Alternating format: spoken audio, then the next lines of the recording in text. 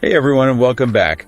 Today we're taking on something that I know can be super tricky for English learners, but is also like the key to unlocking that natural, fluent sound everyone's after. We're talking about phrasal verbs. Oh yeah, those tricky little things. Yeah, and we're not just going to list them off like a textbook or something. No way, this is a deep dive, remember? Exactly. We're going to explore how they work, why they're important, and most importantly, how you can actually start using them confidently. Right, because let's be real, sometimes they just don't make any sense. Well, that's because phrasal verbs are kind of like idioms. You can't always just translate them word for word. Right, like take run into, for example. Good one. I mean, logically, you'd think it means like, running into a wall. Right into something. Exactly. Yeah. But nope, it means meeting someone unexpectedly. Yeah, it's like English decided to play a little trick on us. It totally did. Yeah. So how do we even begin to make sense of these things? Well, one thing that can really help is to think about phrasal verbs in terms of themes, like, for example, travel. Oh, I like that. Yeah, so think about it. You set off on a journey, you check into your hotel, and then you take off on your flight.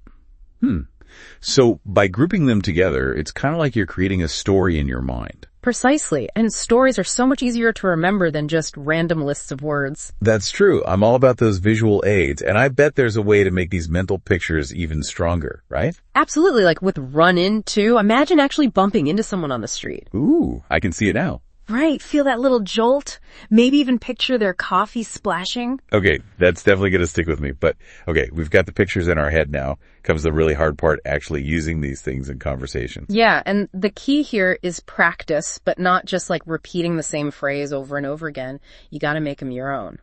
So how do we do that? Start by making sentences with the new phrasal verbs you're learning. Like instead of saying, I saw my friend at the store, try saying, I ran into my friend at the store. Okay, easy enough. But what about those more complex ones, like the ones that can be separated versus the ones that can't? Ah, yes, the separable versus inseparable dilemma. That's where things can get a little tricky. They really can. So a separable phrasal verb, like put on, can be split by its object. Meaning you could say, put on your shoes, or put your shoes on. Exactly, but with an inseparable phrasal verb like run into, you gotta keep those words together. Gotcha. So can't say run my friend into. Nope, definitely not. That's where those direct translation errors tend to sneak in. Oh, tell me about it. I once tried to tell my friend I was looking after her cat, but I used a direct translation from my native language. Oh, what happened? Turns out I accidentally said I was chasing the poor thing around the house.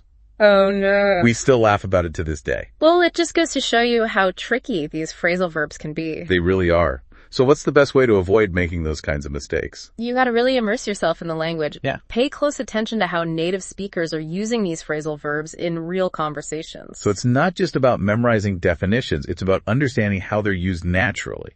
Okay, so to sum up everything we've talked about, phrasal verbs are essential for sounding more fluent and natural in English. But they can be a little confusing at first. Definitely. But don't let that scare you away. The best way to learn them is to jump right in, start using them in your own sentences, and don't be afraid to make mistakes. And here's a little challenge for you guys. Try writing a short dialogue using 5 new phrasal verbs that you've learned today. Practice it out loud, maybe even perform it for a friend. I love that challenge. You'll be amazed at how much easier it becomes to remember and use those tricky phrases when you actually put them into practice. So there you have it, guys. Our deep dive into the world of phrasal verbs. Remember, phrasal verbs are a journey, not a destination. Ooh, I like that. And hey, while you're on that journey, why not dig a little deeper and look into the history of phrasal verbs in the English language? It's actually pretty fascinating how they evolved over time. It really is. You might be surprised at what you discover. Definitely.